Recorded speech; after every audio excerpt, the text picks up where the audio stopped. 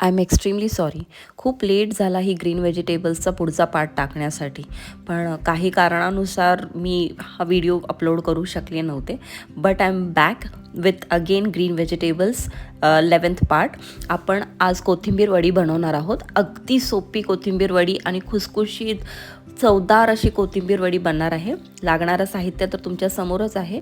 Fresh बारीक चिरलेली कोथिंबीर, लाल तिखट, मीठ, तीळ, जिरे, 3 चमचे बेसन, 1 चमचा तांदळाचं पीठ, गरम मसाला आणि आलं लसूण मिरचीची पेस्ट, थोडंसं तेल टाकून आपल्याला सर्व मिश्रण या कोथिंबीर बारीक चिरलेल्यामध्ये आपल्याला मिक्स करून घ्यायचं आहे. तुम्ही पाहू शकता एका प्लेटमध्ये आपल्याला थोडंसं तेल अप्लाय करून घ्यायचं आहे. वरती आपल्याला थोडेसे तीळ टाकायचे आहेत आणि बनवलेलं मिश्रण जे आहे ते आपण व्यवस्थित त्या प्लेटमध्ये अशा पद्धतीने पसरून घेणार आहोत.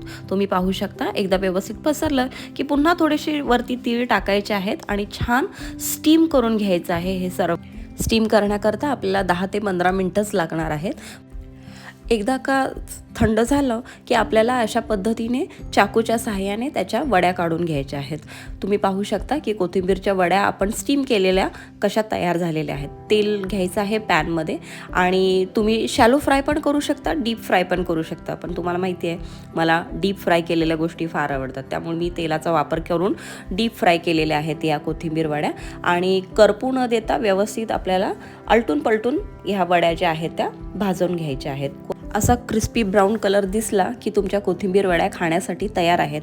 मार्केटमध्ये कोथिंबीर कमी आणि इतर गोष्टी जास्त असतात कोथिंबीर वडीमध्ये, पण तुम्ही ही एकदा कोथिंबीर वडी नक्की ट्राय करा. तुम्हाला नक्की आवडेल आणि मला कमेंटमध्ये सांगा की तुम्हाला कोथिंबीर वडी जास्त आवडते की आळू वडी जास्त आवडते.